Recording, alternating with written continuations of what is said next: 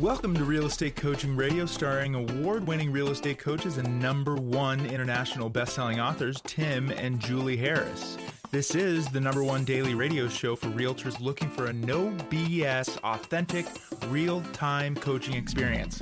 What's really working in today's market, how to generate more leads, make more money, and have more time for what you love in your life. And now your hosts, Tim and Julie Harris. Welcome back. We are on to day 2, and we're picking up where we left off yesterday. And we're talking about how to make money with new construction. If you didn't listen to yesterday's points, make sure you go back and listen. And I know a lot of you will find, by the way, the show we did prior to yesterday's, the day before, will also be, I think, a very big eye-opener for many of you with regards to the different types of mortgage financing that's out there. But without any further delay, Julie, let's just roll right back in and let's talk about the easiest, the most advanced ways that agents can work in new construction. That's right. So we're going to start with something 100% of you can do to get your feet wet with new construction.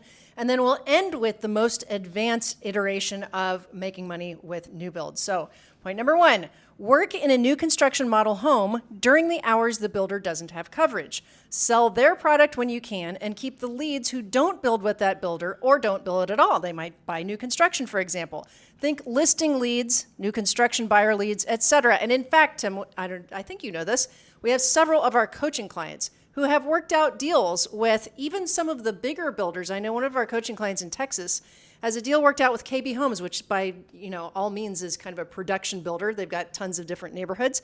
Well, when one of them is about to be done and the next one is just starting, they don't always have the same coverage, especially if it's in a different part of town. Coverage being that there's not enough new build reps to go around to all the model homes that they have available. That's right. Or maybe the hours that they work, it doesn't work all the time. Maybe there's just one day a week that you can do this. Anyway, our coaching client worked out a deal where she makes a certain percent if she sells one of their new builds. So she's basically acting like as a sub for the new build reps when the new build reps can't or, for whatever reason, don't want to be at that particular new build model. Now, it's important, though, to explain this, why the new build rep want to do this.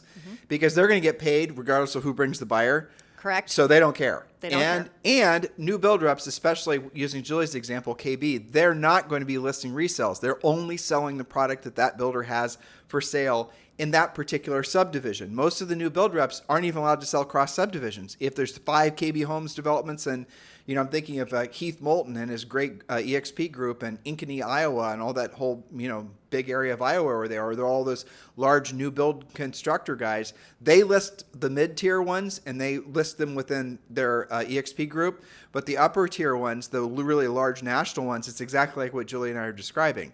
So what Julie's saying with point number 1 is, again, get off your duffs, get away from your keyboard, and go out and befriend the new build reps, and then offer to basically be their sub working in the models. They are going to say yes, provided they respect you and they know that you'll represent them well. They might have to ask for permission, but in a lot of cases they won't. And you will, guess what, sell new construction, but you're also going to pick off some resale leads. In other words, someone's going to walk in, they're going to want to build with that builder, and they're going to have a house to sell. You're going to get that lead. So, and why is it that the new build reps aren't licensed? It's very obvious. The new builder pays them a salary, pays them a commission, doesn't want their loyalties divided, but also doesn't want that new build rep to then start, well, this model is not good for you at XYZ Homes. I'm going to take you across the street and sell you one from ABC Homes. They want that particular staff member only selling that particular product. That's where you can come in. Point number 2. Well, that's right. And let me just point out why this is number 1. Remember, we're going from easiest to most advanced. Notice that here you are not asking for a listing agreement. You are not, you can write the buyer side, which they're already prepared to pay. All you really have to do is learn a little bit about their product and how a builder contract works, which is generally more simple than your normal contract. Actually, even simpler than that, Julie, because what you just said is going to intimidate about 90% of them if you think about what you just said, right? Even simpler. Just be the meter and greeter and the please fill out your information or, and turn it over, right? That's it. And then turn over the lead. Don't even do anything other than meet them and greet them, because guess what? You met that buyer when they walked into that model. You're going to get sold the commission. Let them walk through the model. Let them walk through several models, maybe some specs, as long as they've registered. When if those people decide to build with that particular builder, you will get paid whatever the co-op commission is. So open your eyes to how easy this can be for all of you. That's something a very low-skilled new agent can easily pull off. I think of new construction model homes as kind of like the best buyer mousetrap ever. If buyers are searching, and we know for a fact with lower inventory, buyers are going to these new builds on their own. They're finding the inventory. You might as well be the one between them and the house, right? I mean, we're going to belabor this point too long, but this is something else. It's very rare that you see a new build rep that has an assistant. So if somebody walks in and they want to see a spec that's maybe 10 minutes away in the subdivision, that means they lock the door to that model home, which means any subsequent buyers that pull up, which may have been equally as motivated, are going to get, they're going to leave and they're going to go next door. They're going to maybe even leave that whole area. You guys get the point. So what the new build rep wants to do is sell more new construction. What you can do is cover them when they're not there. Maybe just act as their assistant on the weekends, and you will pick up sales that way. We've had lots of coaching clients do this over the years. I will say a funny story. I remember this. We had a coaching client that would go to this new build rep, this new build model area where it was I think it was a gal actually, and she knew this builder rep only worked on like Saturdays. Right. And she knew that, guess what? Most of the buyers were coming out on Sundays and they never were there Monday through Friday. So what did she do? She went out and made camp basically. Go where the buyers are. And then she just waited for the buyers to pull up, and then she was selling the new build reps models, and she was obviously pulling off other business from that. I mean, talk about a very ambitious, very proactive lead generator. Which, by the way, didn't cost you a referral fee or a impression fee or any other kind of paying for your leads fee. And you didn't have to make a TikTok video to get the sale. Not even that. Okay. Imagine if you will. All right. Point number 2, how do you make money with new construction? Create a relationship with those new build reps and or the sales managers at different projects where they refer the resale listings to you. Now, if they are licensed, and remember, they aren't always. It's very, very rare, only if they're really, really small builders, that you'll find a new build rep that is licensed. But we just belabored this point exhaustively, I think. We rolled that into point number if 1. they happen to be licensed, you can pay them a referral fee. If not, you can do gift cards and other things. Okay. Well, but the flip side to it is a lot of times, and you and I did this when we sold real estate, we've coached our other agents to do this as well. Yep. Let's say you do go to one of those small or mid-level builders, and it's frankly usually the person that's the build rep is the wife or the husband of the actual builder, right? And so what you can do, as opposed to having any sort of financial exchange, what they're going to want to do is they're going to want to thank you for selling that particular house and by giving you the listing on their next spec. And that's something you can do mostly in the really high end. So if you approach a builder that's speccing on a really high end build, and they're still out there, plenty of them, and you're going to say, well, I have a potential buyer or buyers for this property. In the past, when I've worked with other high end builders, the arrangement we've had is I help them sell this particular house to one of my buyers, and then when they build another spec, that they'll list that house with me, so then obviously I can help them sell that property as well. And you'll be surprised how that domino of buyer to listing, that can last you your entire real estate career. Yeah, it's a beautiful relationship. And you can have more than one with more than, different builders, right? Yep. So that kind of leads us into that third point, list the spec homes. Now, we've been throwing around that term. What is a spec home? A spec home, spec stands for speculation, and they come in 2 flavors. One is the builder is building a home that does not have a contract on it yet, speculating that they will. That's why it's called a spec home. And the other way a spec home happens is if somebody was in contract to build with that builder, but for some reason, either they backed out, they lost their financing, they lost their will to sell. Somehow the deal came apart and it becomes an inventory home. Now, sometimes they're called inventory homes instead of spec homes. We're going to share with you guys now, like normal price range stuff. In normal price range, let's say, even nowadays, what the hell is normal price range, right? $1 million or less. Yeah. Generally speaking, it's very easy to get out of new build contracts because the builder knows they've got 100 buyers to that one particular house. But the more expensive stuff, when you're starting into multi-million-dollar spec homes, what happens a lot of times is the builder will ask for the buyer to, in essence, have 20% hard money into the house. In other words, let's say the buyer is buying a $5 million house, and the builder is going to ask for, and usually 2 deposits, $1 million. And if the buyer doesn't close, that $1 million stays with the builder. You see? So these are just different little things you're going to learn as you climb the ladder. We've had coaching clients, we coach agents to sell new construction in all different price ranges. So you need everywhere from big old ranches and land, raw land, trees, forests, all the way obviously to ultra luxury homes. So all these skills are applicable to all markets and all price ranges, which leads me to a friendly reminder. The notes for today's podcast are down in the section below. So if you scroll down under the video, if you're watching on YouTube or if you're over on on iTunes or Stitcher or Spotify, just go down there and open up the show description. You'll see all the notes as Julie and I are presenting them for the most part. And you're also going to see a link to join Premier Coaching. Now, Premier Coaching is, from what we understand, the nation's #1 selling coaching program for real estate professionals.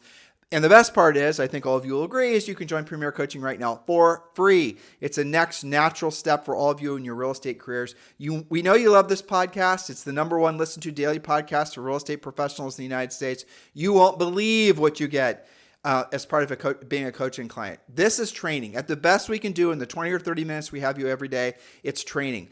Coaching is what you get when you join Premier Coaching. So click the link below, or you can go to premiercoaching.com, or of course you can text the word Premier to 47372. But remember, when texting, message and data rates may apply. That is going to be your homework from this podcast and every podcast after that. Next point, Julie. Point number 4, list every listing the builder has, representing them on the whole development or the whole building if it's a condo building, for example. This may include both lots to sell to other builders and or the actual homes or condos being built. That's where you have the relationship with the builder. So I'm thinking about people like Lance and Karen Kenmore out in Washington State who have been coaching clients for a long time. They have multiple builders, different developments where they represent the entire thing. So they have signs on lots. They can sell those to other builders. They have signs on lots that they're representing the builder. It's not built yet. They have half-built homes. They have spec homes. They have everything. One of their builders is going to do a townhome project next, so they can do different products as well. So another little idea, spinning off Julie's point number 4, is if you, for example, have the opportunity to list a parcel of land, a big swath of land that might be great for a developer. There are people that do the developing. There are people that go and essentially have, if necessary, the zoning work done. They'll put in the sewers, the electric, they'll even, subdivide all the lots and all the rest of it, and then they sell those off to builders. A lot of times, some of these land developers, all they'll do is identify the lands, and they'll sell the land to somebody to develop the land, all on up. So what you're going to discover is, from a big old farm field to new construction and a big, huge subdivision, there are different levels of businesses that are involved. Now, how do you stay involved if you're the one that happens to cross the big old soybean field, as was the case for Julie and I sold real estate? All right, so you find the big parcel, let's call it 25, 50, 100 acres, whatever it is. You then will list the property, and then you will then find the people in that particular market that do the development. And then the developer, if the lots are then sold as a whole off to a new builder, which is usually how it actually works, try to stay attached to the transaction every single deal, every time the property changes hands. Make it so that you're part of the deal every step of the way. I'll give you an example. There's a friend of Julie and I's in Houston. His name is Vinod. He owns a place called Urban Living. And in its day, it was a massive brokerage. And what he would do is he goes out and identifies, he would find a parcel of land. In Houston, the zoning laws, and you guys are going to think I'm making it up, but it's true. Yep. In Houston, you can actually have a commercial building right by a residential building.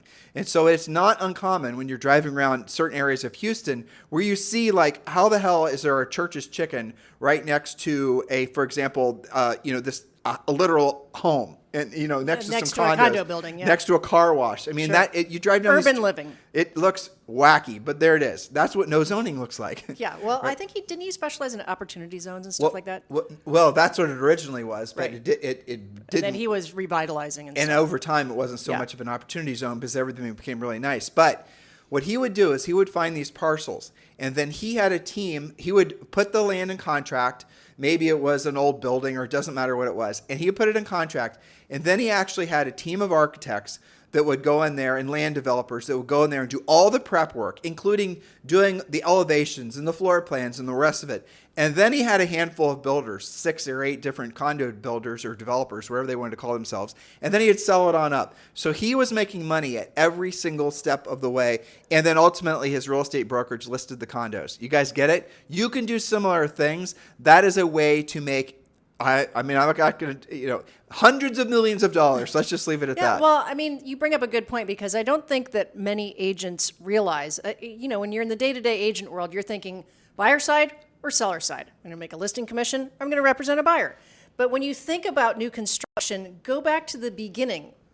all new construction started as a piece of land. That got sold. That got sold to a builder, maybe to a developer, and on and on and on, to your point. We're not suggesting you learn other people's businesses. What we're suggesting is you get to know the people that are in the other businesses so that you then feel comfortable. You might get a call out right now. Someone's texting you to come list some big old farm that they just inherited, which is in a prime area. You go out and list that farm and you're thinking, well, I guess I'm just going to list a 25-acre farm. Exactly. You're missing the real value of that opportunity. It's not just getting one measly commission on one measly 25-acre parcel sale. You are then going to sell it to a developer. You're going to bring the different developers to explore it. Then you could possibly sell it to, a big homes, a builder, and on up, and up. So you've got to think big. One listing. Remember the key word here, not buyer. One listing. Always, if you work it, it can equal 5, 6, 10 transactions, or as many of you are learning, you can actually develop. Okay, here's another example. Sure. Frederick Eklund, okay? Yes. Who we've had example. on our podcast and we're friends with. So Frederick did exactly this with apartments in apartment developments in Manhattan, right? And all this is the normal same cycle idea, thing. just with a building. You can build entire business. Heath Moulton. Here's a better, more salient example. Heath Moulton's out in Iowa, and we talked about him a second ago. But he did exactly what we're saying, not for the big KB homes guys, but for those mid-level builders that were competing with the KB homes guys. And he did everything we're just describing. And I think last year they sold, if I remember correctly, I believe they sold 300 or 400 new construction homes. It's amazing. Right? He got the listings on all of them. And he was working, I think, with 2 or 3 different builders. See, that is one of the unique things about new construction is it is scalable, right? The things that you learn with one project, you can take to other builders in other parts of town, price ranges, different types of products. So point number 5 was to sell as much as you can yourself in those situations, ideally also to your own buyers, because you generated the buyers since you had the listings, controlling more of the project and keeping the builders happy as possible for future developments. Then what you just talked about, point number 6, bring the builder or developer land, sell them the land, list the new homes, sell those homes, lather, rinse, repeat. And finally, but most assuredly, number 7, develop the land yourself or with investors. Now, this may include house-by-house teardowns, rehabs, fix and flips, or larger projects like bringing the land and doing the whole development. So to learn how to execute any or all of these methods, again, this is not coaching, this is training. We're exposing you to ideas. Coaching is about how to do those ideas. Here's the thing that's going to surprise most of you, because it certainly surprised me when Julie and I figured this out. Builders know how to do one thing, build. Builders are going to build no matter what. Now, if it's the low interest rates and lots of buyers, and let's say it's a low interest or low buyer market, that's what they're going to build. If it's a luxury, demand for very expensive homes, that's what they're going to build. No matter what the interest rates are, no matter what the economic situation is, if the builders can find money and they can find land, they're going to build. You got to have that in the back of your mind. And let's give them another example. Sure. So there was this area where Julie and I sold real estate in central Ohio, where the zip code was, I think it was 43235. I don't remember. It only sort of matters. But what this was this area that was surrounded by expensive property tax areas.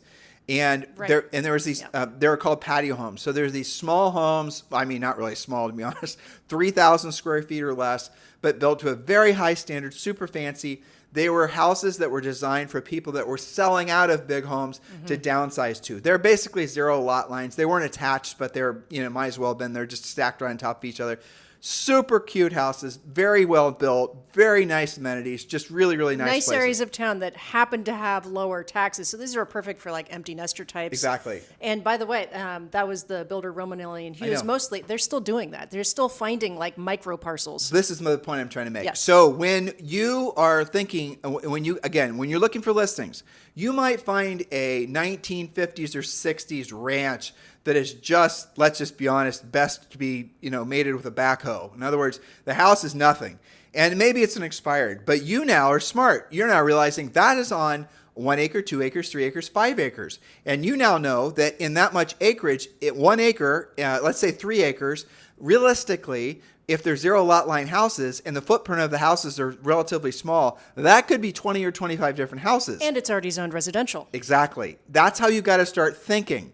because then you're going to start seeing the reality that opportunity is everywhere. So those properties in this area that we were talking about would silently be sold to developers. So in your neighborhood, in your communities, you probably have stuff like this. Houses that were built back in the 50s, the 60s, and 70s, but they have these unusually large lots because, again, the time was different. Land wasn't worth as much. People had this preference for larger parcels or whatever. Evidently, everyone liked to be sitting on a lawnmower every weekend. Yeah. Exactly. All right. So the times have changed. People's expectations have changed. So when you come across the listing, even though your modern real estate brain is telling you nobody's ever going to buy that needs too much work, blah, blah, blah, blah, blah. It's not in the good school district. It's right next to the school. But you got to start thinking outside of the box in a market like this, in an economy like this, in a housing inventory situation market like this. And you will start realizing that there's more opportunity based on what you know and your willingness to actually apply that knowledge. Knowledge equals confidence. Ignorance equals fear. And you remember back on the real estate test when we had to know highest and best use? Yeah. And how many listings are out there? I get I see this on our coaching sessions sometimes. You're right. As a, quote, normal agent thinking would be, oh my gosh, I'm happy to have this listing. It was built in 1965. They thought it was, rehabbed, but it was rehabbed in 1975. Not so much. This is going to be really hard to sell. All the feedback is it needs to be knocked over, or I can't deal with the wallpaper, or this, that, and the other. Well, you're thinking about it the wrong way. Maybe the highest and best use of a listing like that is to turn it into something else. Let's give them some more creative ideas. There were a lot of small condo developments. Julie and I own some exactly. Let's just use Law 5 as an example. Sure. All right. So when back in. Yeah, that is a good example, actually. Yeah, it is. Before the housing crash, there was this condo development that was made in Las Vegas called Law 5. And these Law 5 condos were really, really cool. You guys can Google them. And very modern and just really high-end everything. But they were super expensive. Some of the most expensive real estate, and this is in Las Vegas, and these were starting at $500,000, and some of them were closing around $750,000. Well, long story short, a lot of them were selling to out-of-town investors and flippers, and you guys know what happened next. 2007 rolls around, and the whole subdivision basically is taken back and sold off by the FDIC. 300 units. 300 units. Now, those 300 units were owned by the FDIC, and then eventually they were bought by actually a gal that sold some tech company out of LA. Okay. She was a big investor, and she bought all of them. Starwood owned it in the interim, though. Yeah. Starwood owned it after the FDIC, but all this detail doesn't matter. All right, so now what does she have? She has very high-end condos. Julie and I own some of them in there that we bought out of foreclosure and we bought from auctions. But she owns a vast majority of these that were built to a very high standard that when she sprinkles them for sale, she's putting them for sale for $500,000, $600,000, and they're selling relatively quick. Now, here's the reason I'm telling you this story. There are a lot of apartments, air quoting here, that were originally intended and already zoned and already deeded to be condos that you guys could be taking the listings of that aren't even being thought of by residential agents as potential condo developments or redevelopments, as the case is, as the term is actually, that you could then be, look at this in the commercial book. Here's a 10 family. And look, these are clearly could be made in, condoized. Then you dig a little deeper and you find out they're originally condos that then got converted to rentals for reasons I explained. And there's a flip side to it. You might find a building, and this happens a lot in LA, that was always apartments. New York too. Right, exactly. Those always apartments that would be perfect for condos. This is called conversions. Right. So you could find a condo, existing apartment building or whatever, and you could convert those to condos. Now, I'm not suggesting you do this work yourself. Matter of fact, you shouldn't. But I am suggesting is you be the person that brings that opportunity to these builders. And then they know that business. They have the contacts. They know how much things are going to cost. They're going to put pen to paper. They're going to basically be the ones liable for the debt. They're the ones that are going to get the loans. You guys get it? You get the listings. You then get the upstream business and the downstream business from the resales. When those people put those condos for sale, 5 years from now, you guys get the point? This is how you have to think in a market that's so inventory constrained. Well, and those thoughts will serve you well your entire career. For sure. It's just that now you have to have those thoughts to do the volume that you want to do. And I always think what a blessing it is to be able to make your living in real estate doing those types of things without actually having to be out of pocket yourself. What the point? You don't have to buy these projects yourself. You don't have to develop it. You can partner with investors. You can just be on the sales side.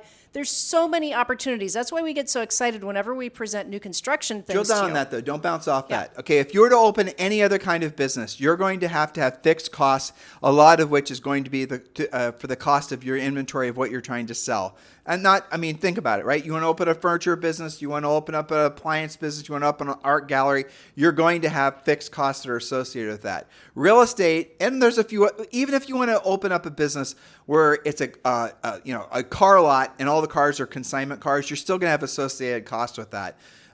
All these types of things. In real estate, you can go list a property. You're going to make up to whatever the total commission is, in many markets 6 or 7%, when that thing sells. And your associated costs with acquiring and maintaining that inventory that you will margin by 6 or 7% is zip. There are no other businesses that are like that. And nobody recognizes that. People don't talk about that. That's the reason why real estate is so profitable if you're not spending all of your money on silliness. And speaking of silliness, you and I came across a NAR report that we're going to talk about on Friday. Yes. Guys, get this. So you guys know that Julie and I beat the drum for proactive lead generation versus passive lead generation. And frankly, one of the biggest black holes of spending is always marketing, branding, social media, YouTube, all the rest of it, right? You listen to this podcast. Now, here's your proof.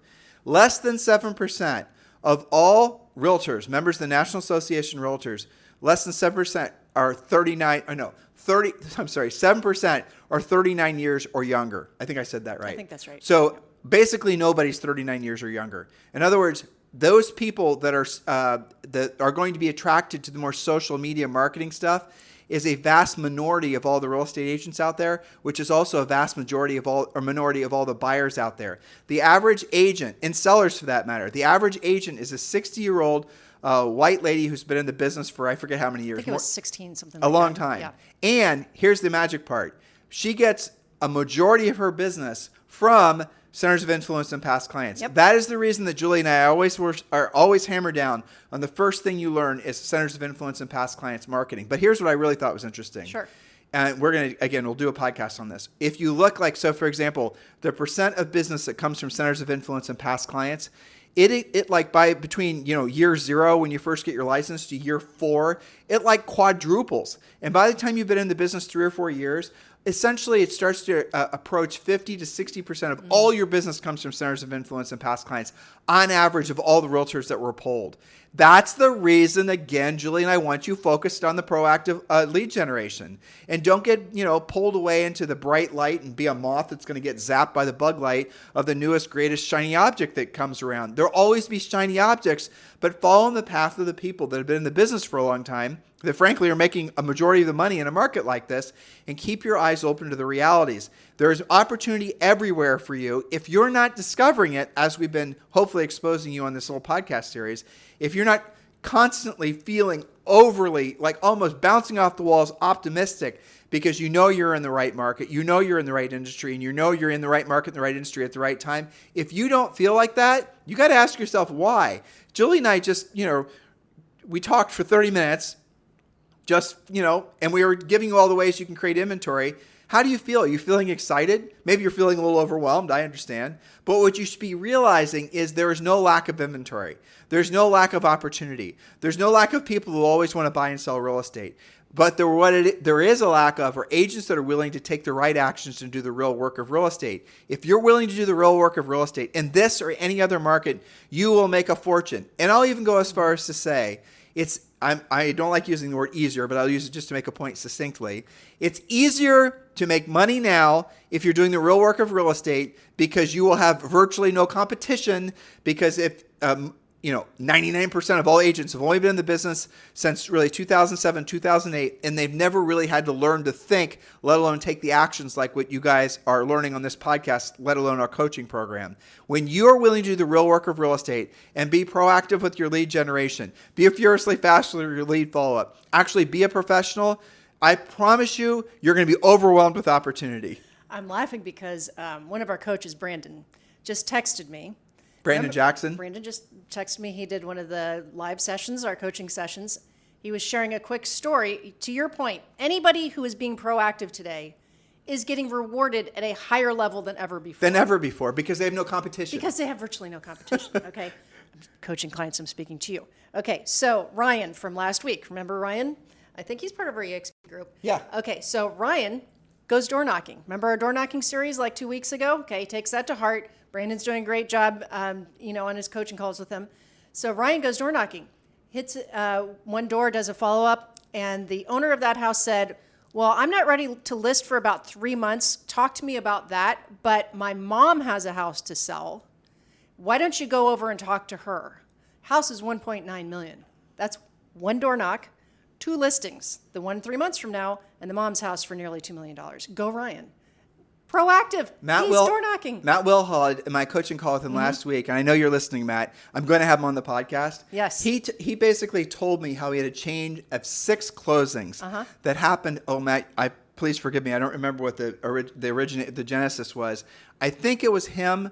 I think I remember. He was door knocking, looking for a house for one of his buyers in a neighborhood in which the buyer wanted to live. That is what it was. I'm pretty sure anyway. Anyway, that he did discover a seller that wanted to sell. The buyer wanted to buy the house. And from that, he generated 6 other transactions. There you go. Because he was being proactive. Right. And you guys, if you don't see that, if you don't feel what we're saying, if you're not like vibing with, to use a term that I learned from Zoe yesterday, if you're not vibing with us and you're feeling like there's a lack, or if you're feeling there's scarcity, if you're feeling scared, if you're feeling like even like, oh my gosh, real estate's not for me, it's just because you're listening to the wrong things and you're taking either no actions or the wrong actions. I don't know Which is how all else to say it. fixable, but that's fixable. Right, exactly. Don't be stuck. Don't think that's how it's supposed to be. And don't wait for the market to change. If you're dependent on the market giving you your business, you probably are going to starve. If it's meant to be, it's up to me. And by all the reason that we highlight coaching clients is to show you that that's just like you. Yes. Okay? You can do it too, but you have to be proactive. That's right. So guys, thank you for keeping this #1 Listen to daily podcast for real estate professionals in at least the United States. Please do consider joining Premier Coaching. It's the next natural step for all of you. In the meantime, have a fantastic day. We'll talk with you on the show tomorrow. This podcast is a part of the C-Suite Radio Network. For more top business podcasts, visit c-suiteradio.com.